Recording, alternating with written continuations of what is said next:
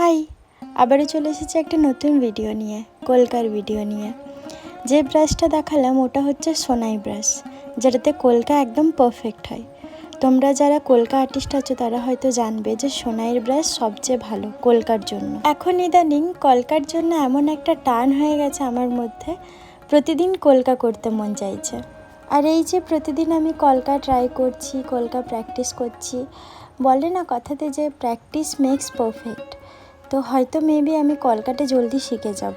আর আমি আগের ভিডিওতে বলেছিলাম যারা কলকা আর্টিস্ট আছে তারা কিছু টিপস অ্যান্ড ট্রিক্স দিও আমাকে।